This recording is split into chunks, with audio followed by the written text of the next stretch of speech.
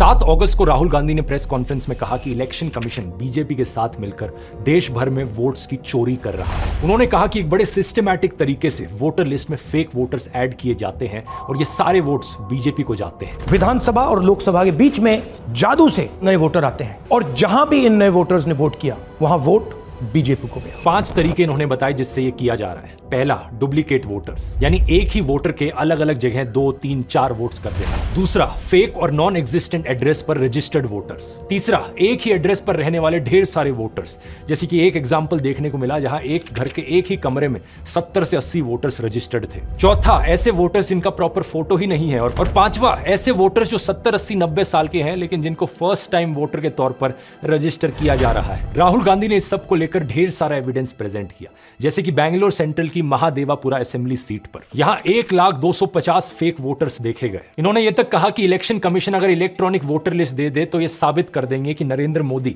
धांधली करके प्रधानमंत्री बने हैं। जब इतना बड़ा एक्सपोजे किया गया और इतने बड़े बड़े आरोप लगे तो पता है इलेक्शन कमीशन ने क्या जवाब दिया? कुछ ही सेकंड्स के अंदर वो ट्वीट करके कहते हैं कि ये एलिगेशंस मिसलीडिंग है। कोई इंक्वायरी नहीं, कोई चेकिंग नहीं, किसी एग्जैक्ट पॉइंट का कोई काउंटर जवाब नहीं, बस मिसलीडिंग घोषित कर दिया। और ऊपर से यह कहा इलेक्शन कमीशन ने कि अगर जांच करवानी है, जांच तभी होगी जब राहुल गांधी एफिडेविट पर साइन करके ओथ लेंगे कि ये सारा डेटा सही है। बताओ जरा। लेकिन कुछ मीडिया हाउसेस ने अपनी इन्वेस्टिगेशंस करी। इंडिया टुडे ने अपनी इन्वेस्टिगेशन करी जिसमें राहुल गांधी का महादेवापुर में मुन्नी रेड्डी गार्डन के हाउस नंबर 35 पर 80 वोटर्स का रजिस्टर होने का दावा सही मिला। ये 10 से 15 स्क्वायर फीट का एक कमरा था जिसमें केवल एक व्यक्ति रहता है, जिसके हिसाब से इस घर का ओनर बीजेपी से जुड़ा जयाराम रेड्डी है। लेकिन इस एक कमरे के एड्रेस पर 80 से ज्यादा वोटर्स रजिस्टर्ड थे। अब बात यहां पर यह है दोस्तों कि पहली बार नहीं है ऐसे आरोप लगे हों। दिल्ली इलेक्शन से पहले भी ढेर सारे सबूत प्रेजेंट किए थे आम आदमी पार्टी ने, जो दिखा रहे थे कि एक वोटर फ्रॉड हो रहा है। इन्होंने एक ही विधानसभा में शादरा में 11,008 वोट काटने के लिए एप्लीकेशन दी।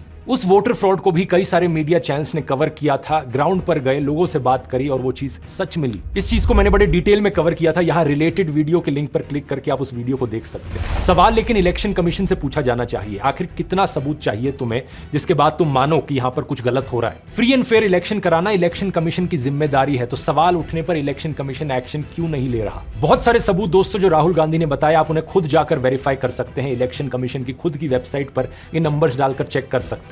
ये बात बार बार सही साबित हो रही है और अगर सुप्रीम कोर्ट और इलेक्शन कमीशन यहां पर एक्शन नहीं लेंगे तो यहां हमारा देश एक डेमोक्रेसी है भी या नहीं?